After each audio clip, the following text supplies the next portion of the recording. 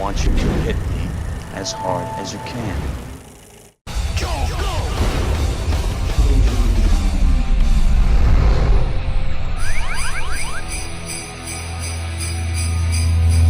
It's time to gather around the tree, pour some eggnog, and dispense with the holiday cheer, cause Christmas time is here once again. And though some people like to celebrate by spending time with their families and singing carols, I celebrate by watching the usual slate of holiday classics. Christmas Vacation, Elf, A Charlie Brown Christmas, Spend Christmas in My Ass, you know, the usual. But I also have to watch a not-so-classic holiday flick for the sake of this show. And this year, I'm talking about a movie about the man without whom Christmas wouldn't be possible, other than Jesus, Santa Claus. No, I'm not talking about the Santa Claus who conquers the Martians or fights the devil. I'm talking about Santa Claus the movie, the infamous 1985 flop from Superman producers Alexander and Ilya Salkind, who needed a new hit after that franchise suffered the failures of Superman 3 and Supergirl. So they made a movie about another American icon who flies in the air wearing a red costume, but one that ended up far less successful than Superman, losing millions at the box office and declared by critics as one of the worst Christmas movies ever made. But hey, in the spirit of the holidays, I'm gonna decide for myself, because Santa Claus makes for a far more entertaining movie than Jesus does. I saw the kinds of movies they make about Jesus, and let me tell you,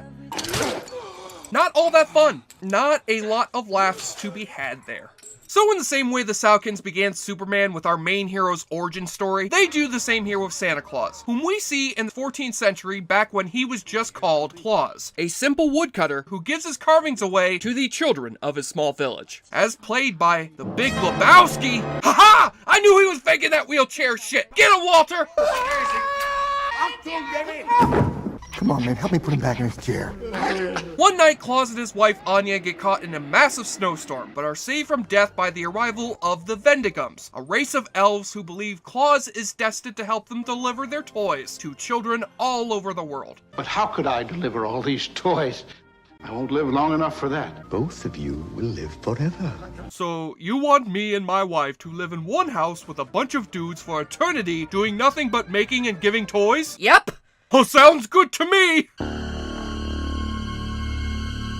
And according to Pai Mei from Kill Bill, I mean the ancient elf played by Burgess Meredith, time moves with Santa Claus, allowing him to deliver all his toys in one night. And so this system works out for a good 6 centuries or so, until Santa declares his workload has left him exhausted and needs an assistant, which he finds in Patch, an elf played by Dudley Moore, whose ideas for toy production help get the toys made in record time. But the work goes too fast, and the toys turn out defective and get returned to Santa's workshop, namely because no kid wants a fucking wooden bike for Christmas. This is the 80s, Kringle. Give him some He-Man or Transformers, you holly jolly fuck. Ashamed by his failure, Patch resigns as assistant and moves out into the real world, where he decides to instead help out crooked toy manufacturer BZ, played by John Lithgow. So Patch creates a lollipop, which gives those who eat it the ability to fly. And can you tell the goddamn story has fallen completely off the rails? Literally, the first hour of this movie has been about Santa's origin story in the North Pole. And though it's certainly slow at points, it's an admirable effort to give Santa some backstory, and shows off the absolutely beautiful set decoration. But then the second hour, set in modern-day New York City, concerns this whole new story about Santa hanging out with some orphan kids, and lollipops that make you fly, and candy canes that explode, and John Lithgow deciding to make a second Christmas.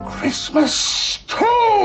Electric Boogaloo. I mean, what the hell just happened here? But as jarring as this complete shift in plot is, it still manages to imbue you with some Christmas cheer, thanks to some inspired moments and some solid performances. David Huddleston fits the role of Santa Claus to a T. He's cheerful and good-natured, and is totally sincere about spreading joy to the world's children. But even he can't stand up to the scene-chewing delights of John Lithgow, whose villainous toymaker allows Lithgow to play to his over-the-top strengths. All this character is missing is a room full of money he swims in like Scrooge McDuck. What would it cost? Well, nothing. We're going to give them away free. What, is that John Lithgow getting mad or getting choked by Darth Vader? I find your lack of faith disturbing. So between the egregious product placement and the confused mess of a script, Santa Claus the movie is totally the disaster everyone says it is. But thanks to the fantastic sets, an enjoyably ridiculous plot, and entertaining performances, it's most certainly a beautiful disaster that will give you the awfully good fix you need this holiday season, at least after you're done watching Jiggle All the Way. Chocolate chip. They're my favorite. Put that cookie down! Now! Instead of giving Santa milk and cookies, how about this year you lay out some Budweiser and beer nuts so he can play the awfully good drinking game.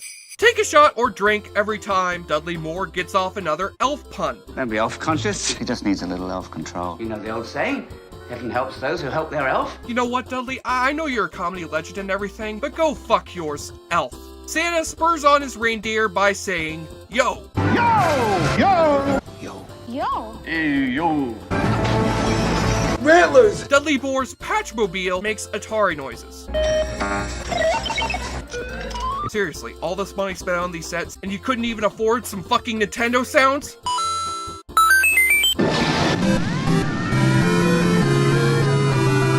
And take a double shot when John Lithgow flies into space. You know, some say on a clear night, you could look up into the sky and still see John Lithgow floating amidst the cosmos, followed by that bear Lou Ferrigno threw in Hercules, and together they fight crime throughout the galaxy. Lithgow and BJ, Intergalactic Interspecies Defenders, this fall on Sci-Fi. That's how you pronounce it, right? And on the nudie watch, this PG family flick has nothing but coal in that stocking. However, if you do want Christmas nudity, I will gladly show you some footage from my copy of Spend Christmas in My Ass. Wait, what do you mean I can't show any porn on this show? Oh, come on, guys. Where's your Christmas spirit? On the enjoyableness continuum scale from Bull to Bruce, Santa Claus the movie manages to barely shove itself down the chimney to leave a nice little gift of 6 out of 10. He knows if you've been bad or good, so be awfully good for awfully goodness' sake. I'm Jesse Schaefer, JoBlo.com, and what a great year of awfully good movies this has been. Thank you out there for all your support, and here's to many more years of awfully goodness to come. Have a Merry Christmas, a Happy New Year, and keep watching the skies for the floating John Lithgow. Joe